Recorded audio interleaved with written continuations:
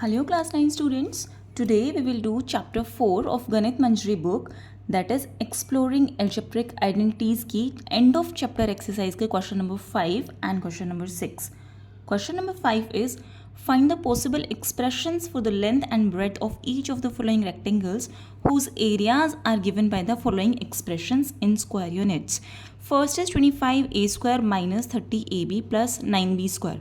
अब देखो इस क्वेश्चन में पूछा क्या है कि ये हमें एरिया गिवन है रेक्टेंगल का, हमें यहाँ से लेंथ और ब्रेड निकालनी है. अब लेंथ और ब्रेड कैसे निकालें यहाँ से? अगर देखो हम इसको फैक्टराइज कर दें तो हमारे पास दो एक्सप्रेशंस आ जाएंगे ना, और वो हमारा एक लेंथ हो जाएगी और एक ब्रेड हो जाएगा. ठीक है, तो अगर हमें इसको इसकी length and bread find out करनी है तो हमें इसको फैक्टराइज करना पड़ेगा, और फैक्टराइजेशन हमने बहुत अच्छे से पहले से सीख रखा है. तो देखो इसको कैसे करेंगे. गिवन है area equals to 25a square minus 30ab plus 9b square units. अब यहाँ पे देखो कौन सी आइडेंटिटी यूज़ हो रही है? a स्क्वायर, यहाँ पे b स्क्वायर और बीच में नेगेटिव साइन है. It means we will use identity a minus b whole square, that is a square plus b square minus 2ab. अब यहाँ से पहले हमें a और b की वैल्यू फाइंड आउट करनी पड़ेगी, तो उसके लिए हम क्या करेंगे, इस टर्म को और इस टर्म को चेक करेंगे. यहाँ से हमें a और b की वैल्यू मिल जाएंगी. तो देखो यहाँ पे 25a स्क्वायर है, क्या हम इसको लिख सकते हैं 5a होल स्क्वायर, है ना, क्योंकि 5 का स्क्वायर 25 होता है, तो it will become 5a square. और यहाँ से देखो हम इसको लिख सकते हैं 3b whole square. 3b whole square, इसको जब हम वापस से सिंप्लीफाई करेंगे तो हमें मिलेगा 9b स्क्वायर, है ना. तो यहाँ से हमें a और b की वैल्यूज़ मिल गई. अब बीच में क्या वैल्यू होती है मिडल में? Minus 2ab.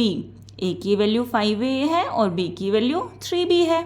अब आइडेंटिटी होती है a minus b whole square, तो that is 5a minus 3b whole square square units. Because question में गिवन है ये हमें एरिया दे रखा है, that is why we will use square units. अब बिकॉज यहाँ पे स्क्वायर है, so we can write it as 5a minus 3b into 5a minus 3b square units. अब देखो एरिया ऑफ रेक्टेंगल क्या होता है? Area of rectangle is length into breadth. तो ये हमारी लेंथ हो जाएगी और ये हमारी ब्रेड्थ हो जाएगी. So length is equals to 5a minus 3b units and breadth is equals to 5a minus 3b units. Second part is 36s square minus 49t square. अब यहाँ पे देखो a square minus b square वाली identity use हो जाएगी ना. Given है area equals to 36s square minus 49t square square units. Because it is area, so we will write square units. Now using identity a square minus b square which is equals to a minus b into a plus b. यहाँ से हमें पहले a और b की value find out करनी पड़ेगी, तो इसको हम लिख सकते हैं 6s का होल स्क्वायर और इसको हम लिख सकते हैं 7t होल स्क्वायर. तो 6s whole square minus 7t whole square is equals to 6s minus 7t into 6s plus 7t. अब हमारी एक हमें लेंथ मिल गई और एक ब्रेड्थ हो गई. So therefore length is equals to 6s plus 7t unit and breadth is 6s minus 7t unit. Question number 6 is find the possible expressions for the length, breadth and heights of each of the following cuboids whose volumes are given by the following expressions in cubic units. First is 6a square minus 24b square. अब यहाँ पे volume given है. Volume क्या होता है? Volume of cuboid is length into breadth into height, यानी कि हमें इसको फिर से फैक्टर करना पड़ेगा, बट यहाँ पे तो लेंथ, ब्रेड्थ और हाइट तीनों चीज़ें निकालनी है. तो लेकिन यहाँ पे जब हम स्क्वायर करते हैं तो दो ही फैक्टर्स होते हैं. तो देखो यहाँ पे कुछ चीज़ हिडन है, वो क्या है?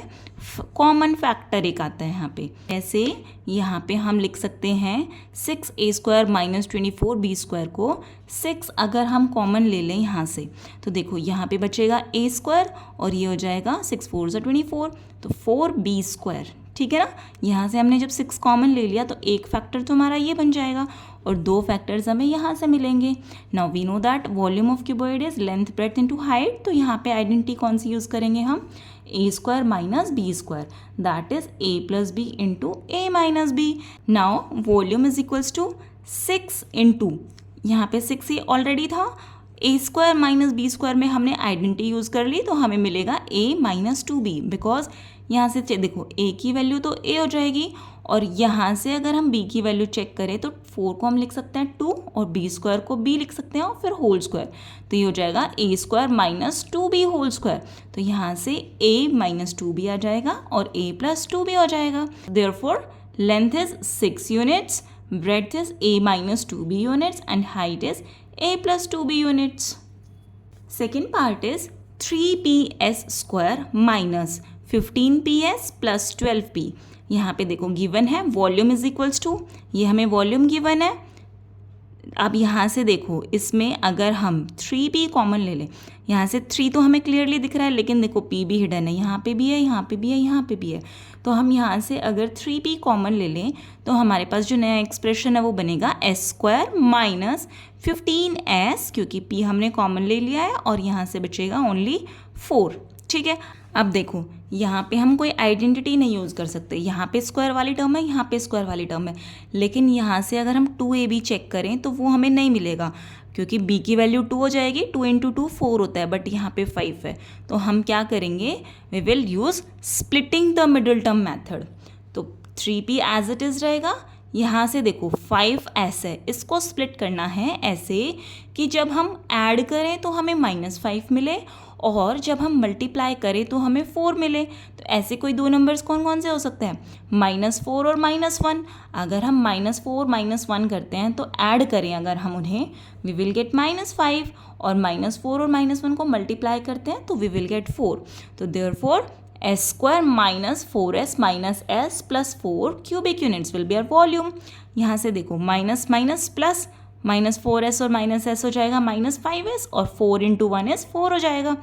ठीक है, अब क्या करते हैं, हम पेयर बनाते हैं। इन दोनों का पेयर बनाओ, इन दोनों का पेयर बनाओ, फिर जो कॉमन है उसको बाहर निकाल लो। 3p तो एज इट इज़ रहेगा। यहाँ पे देखो अगर हम इन दोनों को पेयर बनाते हैं तो इन दोनों में s कॉमन आ रहा है ना, तो हम यहाँ से s कॉमन ले लेंगे, बचेगा क्या, s माइनस 4। यहाँ पे देखो कुछ कॉमन नहीं है तो हम -1 कॉमन ले लें यहाँ से, तो यहाँ पे बच जाएगा s माइनस 4। क्योंकि हमने नेगेटिव बाहर लिया है तो अंदर के साइन चेंज हो जाते हैं। ठीक है, नेगेटिव से जो अंदर के साइन है वो चेंज हो जाते हैं। यहाँ पे नेगेटिव कॉमन लिया है इसीलिए ये +4 से -4 में हो गया। देखो अब इसको अगर हम वापस इसी फॉर्म में लिखते हैं तो -1 into S is -s, and -1 into -4 is +4। ठीक है, आ गया ये स्टेप समझ में। नाउ नेक्स्ट स्टेप में हम क्या करते हैं, जो 2 बार सेम वैल्यूज़ है उसे एक बार ही लिख देते हैं, और ये जो वैल्यूज़ हमने बाहर लिया इनको एक साथ लिख देते हैं। तो therefore v equals to 3p तो हमारा एज इट इज़ था, और यहाँ से हमें मिला s-1 into s-4 cubic units. Now we know that volume of cuboid is length into breadth into height. So therefore यहाँ से देखो this is our length, this is breadth, and this is height. Therefore length is 3p units, breadth is s-1 units, and height is s-4 units. I hope आपको ये question समझ में आए होंगे। See you in the next video. Subscribe for more videos. Thank you.